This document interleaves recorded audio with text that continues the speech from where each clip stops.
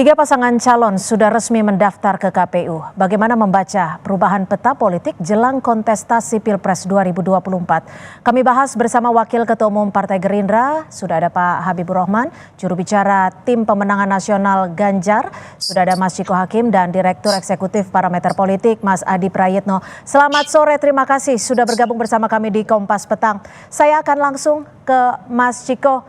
Mas Ciko, melihat situasi saat ini, bagaimana sikap dari PDI Perjuangan? Apalagi setelah Gibran resmi jadi bacawa pres Prabowo, akan dipecatkah sebagai kader atau akan seperti apa nanti mekanismenya? Terima kasih, selamat sore semuanya. Saya melihat sikap kami itu, kami lega bahwa akhirnya sudah putus bahwa akan ada menjadi tiga pasang calon yang maju sebagai kontestan di Pilpres ini. Alhamdulillah kami ucapkan selamat untuk Mas Habibur Rahman, selamat ya. Hari ini sudah mendaftar dan akhirnya kita semua bisa fokus untuk saling menyiapkan program-program untuk kampanye dan bertarung di Pilpres ini. Nah, untuk Gibran sendiri dan apa nasibnya di PDI Perjuangan itu akan dibicarakan di tingkat DPP, tentunya akan ada rapat, tapi kami tidak terlalu menaruh perhatian khusus, jadi belum tahu nih kapan kami akan membahas soal ini. Baik, tapi yang utama pertama saya ucapkan selamat dulu untuk teman-teman kita di Koalisi Indonesia Maju. Oke, baik. Sebelum kita ke Pak Habibur Rahman, saya akan ke Mas Adi terlebih dahulu. Mas Adi, kalau melihat situasi saat ini, bagaimana Mas Adi melihat ya prediksi peta politik kontestasi di Pilpres 2024? Ya, saya kira memang di Pilpres 2024 bisa dipastikan sangat mungkin akan terjadi dua putaran, Pak. Karena kalau tiga poros capres yang bertanding, maka agak sulit misalnya hanya terjadi satu putaran. Kecuali di antara tiga kandidat ini ada yang mampu meraup suara 50+1 ya. Karena itu syarat secara konstitusional untuk memenangkan satu putaran. Kalau kita mengacu pada hasil-hasil survei yang kita lakukan, sampai hari ini misalnya belum ada kandidat capres yang bisa melampaui angka 40%.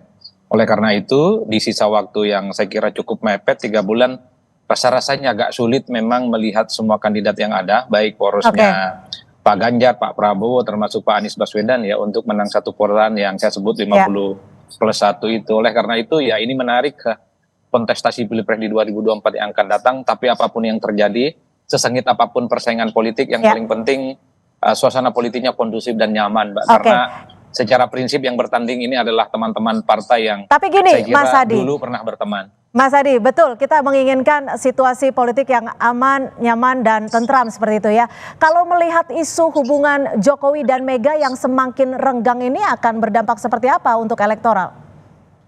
Kalau melihat kecenderungan saat ini, memang dampak politik secara elektoral belum kelihatan signifikan ya Mbak. Misalnya kalau kita membaca hasil survei di Jawa Tengah itu yang kuat masih Pak Ganjar Pranowo ya, baru kemudian Pak Prabowo dan Pak Anies Baswedan, ataupun di Jawa Tengah misalnya, di Jawa Timur maksud saya, yang kuat juga adalah Pak Ganjar disusul Pak Prabowo dan Pak Anies.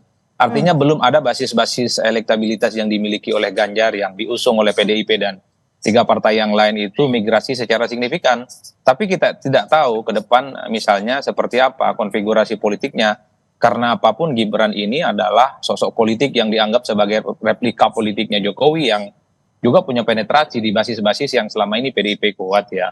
Pada saat yang bersamaan misalnya basis konstituen yang Pak Prabowo itu kuat di Jawa Barat misalnya, kemudian DKI dan Banten, ini kan konfigurasinya juga tidak berubah. Tapi pada saat yang bersamaan Anies Baswedan dan Pak Ganjar Pranowo tentu melakukan penetrasi di basis-basisnya Pak Prabowo ya. Ini yang saya kira bahwa 3 bulan ke depan akan menjadi penentu yang cukup signifikan, terutama kerja-kerja politik yang terukur untuk merebut basis politik masing-masing. Oke, sebelum saya ke Pak Habib, tapi menurut Mas Adi sendiri hubungan Jokowi dan Mega nantinya akan kembali membaik atau memang seperti isu yang saat ini terjadi semakin merenggang? Singkat dulu.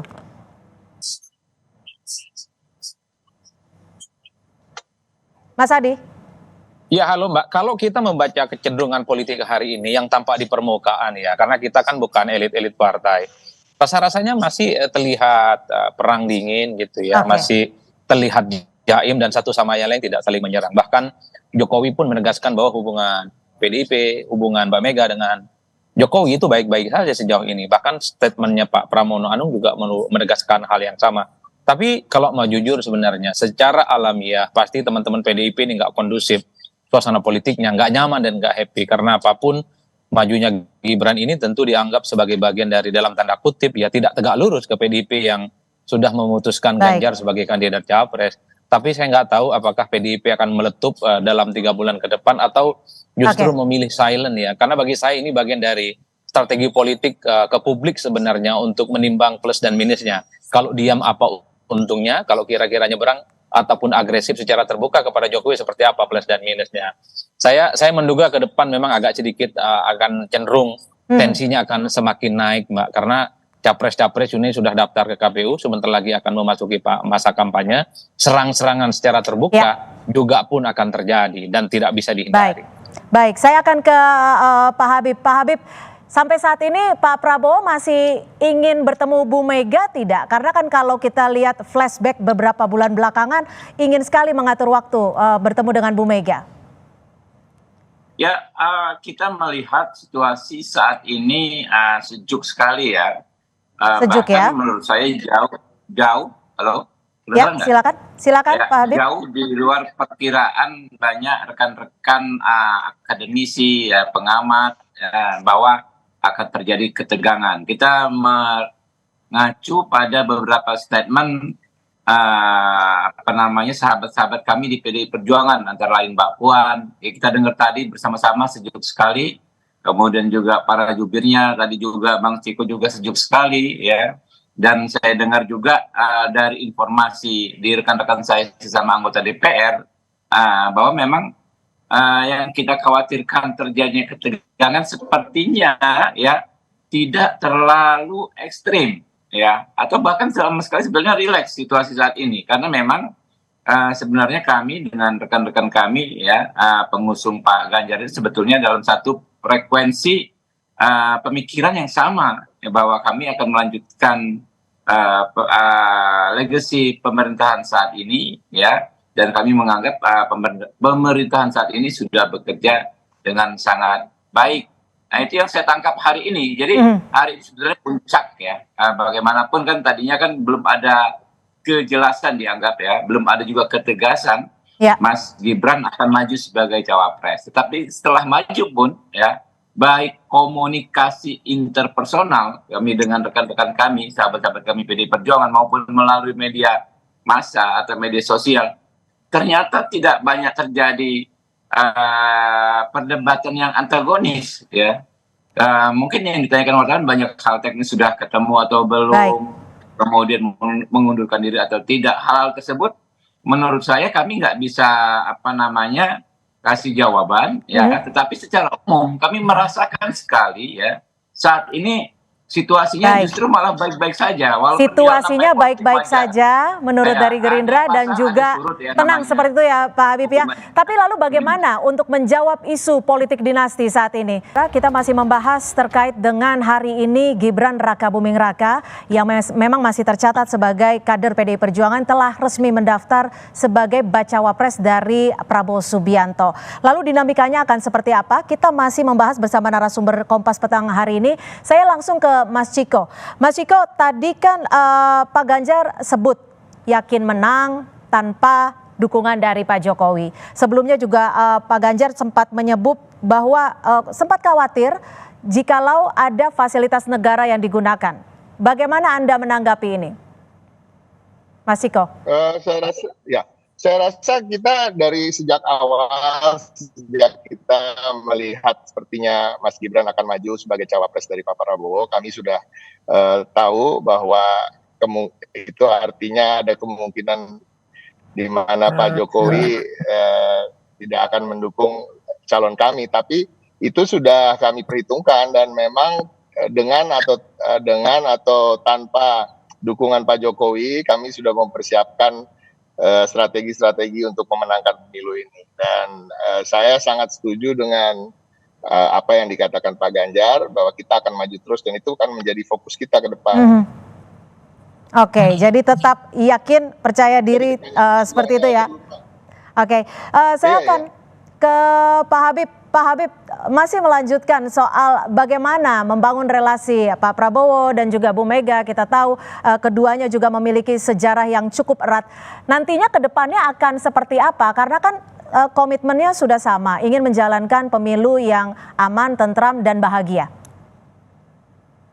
Ya tentu kita nggak ada masalah yang signifikan ya dalam hubungan baik Pak Prabowo dengan Bu Mega. Beliau berdua itu sudah bersahabat sejak mungkin 20 tahun terakhir ya. Hmm, Nah, perbedaan atau kesamaan pilihan dalam kontestasi itu sudah sering beliau berdua alami. Jadi namanya hubungan itu tentu ada pasang sedikit, ada surut sedikit. Tapi secara garis besar beliau berdua adalah negarawan. Oke. Dua tokoh yang juga lahir dari keluarga besar negarawan. Jadi hal-hal seperti ini menurut saya bagi mereka tidak akan mungkin merusak persahabatan beliau berdua. Mhm. Jadi Anda menyebut bahwa persahabatan yang cukup lama. Apakah ini termasuk untuk menjaga persahabatan dengan mengambil salah satu kadernya dicalonkan sebagai cawapres? Ya kan banyak ya, banyak yang namanya dinamika, termasuk dinamika ketika banyak sekali aspirasi masyarakat yang menginginkan Mas Gibran mewakili menjadi wakilnya Pak Prabowo. Mungkin apa yang ada di benak masyarakat, masyarakat itu kan pikirannya tidak terkotak-kotak, tidak tersekat-sekat dengan partai politik. Mereka kurang paham si ini partainya apa dan lain sebagainya. Nah, sehingga mereka melihat bahwa dalam konteks keberlanjutan rekonsiliasi, alangkah eloknya, alangkah pasnya, alangkah baiknya jika Pak Prabowo dipasangkan dengan Mas Gibran. Nah itu dia. Jadi soal tokoh politik yang maju dari partai politik lain selain tempat dirinya berasal, besarkan, saya pikir sudah berulang kali terjadi. Pak JK 2 kali maju 2004, 2014, lalu kemudian Pak Sandiaga Salahuddin Uno berniat maju sebagai cawapres dari koalisi selain Gerindra. Itu bukan sesuatu yang negatif, ya.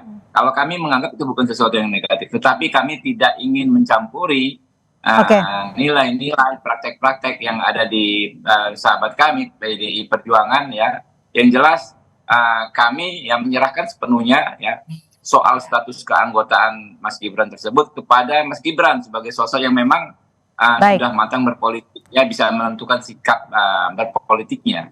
Oke, saya akan ke Mas Adi. Mas Adi masih mengutip pernyataan dari Pak Ganjar Pranowo soal tetap berpositif thinking akan menang tanpa Jokowi. Apakah ini sebagai bentuk bahwa kepercayaan diri, selain itu bahwa yakin bahwa memang Ganjar Pranowo tanpa Jokowi bisa tetap melaju? Ya, saya kira itu tidak bisa ada yang membantah bahwa tanpa atau dengan Jokowi sekalipun kubu Pak Ganjar ini akan terus melakukan kerja-kerja politik yang efektif, yang tentu saja di suatu waktu mereka akan punya potensi untuk memenangkan pertarungan politik. Karena di pihak yang lain, misalnya kubu Pak Prabowo pun juga mengklaim akan mampu memenangkan pertarungan satu putaran, termasuk kubu Pak Amin, ya, Pak Anies Baswedan dan Muhaimin juga mengklaim akan mampu memenangkan satu putaran dalam Pilpres, ya. Jadi kembali ke pernyataan Pak Ganjar ini, itu adalah sebagai bentuk konfidensi politik bahwa ya dengan atau tanpa Jokowi sekalipun, dengan menghitung kekuatan politik mereka, PDIP, P3, kemudian ada Perindo dan Hanura, tentu bisa dijadikan sebagai resultante dalam membangun konsolidasi politik, ya. Oleh karena itu, politik itu kan soal keyakinan, soal harapan, ada asa yang kemudian bisa diperjuangkan, Mbak. Karena mungkin bagi kubu Pak Ganjar itu di 2024 di kertas suara itu bukan Pak Jokowi, tapi di situ ada Pak Prabowo dan Gibran, ada di situ Anies Baswedan dan dengan Muhaimin Iskandar. Ini yang sepertinya menjadi dasar juga kenapa kemudian Ganjar Pranowo relatif cukup confident. Syukur kalau didukung oleh Jokowi, tak didukung Jokowi pun sepertinya teman-teman pendukung Ganjar Pranowo juga hakul yakin bahwa sebagian besar pemilih Jokowi juga tidak akan sepenuhnya pindah ke tempat yang lain. Tapi soal Jokowi Effect yang sebelumnya juga sempat menjadi pembahasan di publik ini akan seperti apa nantinya? Ya, bagi saya begini, Mbak. Di berbagai kesempatan saya selalu mengatakan bahwa elektabilitas itu tidak bisa ditransfer. Elektabilitas itu tidak bisa diwariskan. Satu-satunya yang bisa memenangkan pertarungan di Pilpres itu adalah figur sang kandidat ketika dia mampu meyakinkan para pemilih untuk datang ke TPS. Oleh karena itu, harus saya katakan, di TPS itu tidak ada wajah Jokowi di situ. Di TPS itu ada wajahnya Anies, Prabowo Subianto, dan Ganjar. Nah, tiga wajah ini yang mestinya jadi alat jual politik sebenarnya kepada publik, bukan jualan orang-orang yang tidak ada kaitannya dengan Pilpres di 2024. Oleh karena itu saya juga ingin mengatakan bisa saja di 2024 karena muncul figur-figur baru, muncul idola-idola baru, Jokowi kemudian tidak relevan ya dibicarakan dalam konteks memberikan efek positif secara elektoral. Bahwa approval rating Jokowi itu tinggi sampai 80% misalnya, tingkat kepuasan kinerjanya di atas rata-rata, ya tidak bisa dibantah. Tapi problemnya apakah sikap positif kepada Jokowi itu otomatis menurun kepada orang yang didukung oleh Jokowi misalnya? Saya tidak mau bersimplifikasi, itu perlu diuji di lapangan. Baik. Karena itu tadi muncul sosok-sosok baru, idola-idola baru untuk bertanding di 2024. Mahfud idola baru, Gibran idola kami baru, sudah tangkap. Muhaimin Jadi Iskandar juga idola ada baru. 3 pasangan calon yang nantinya akan berkontestasi di pemilu 2024. Mungkin nanti tahap selanjutnya yang bisa dinilai oleh publik adalah melalui debat Pilpres 2024. Terima kasih Pak Habibur Rahman, Waketum DPP Gerindra, dan juga Mas Ciko Hakim dari Jubir TPN Ganjar, dan juga Mas Adi Prayitno, Direktur Eksekutif Parameter Politik, sudah bergabung bersama kami di Kompas Petang.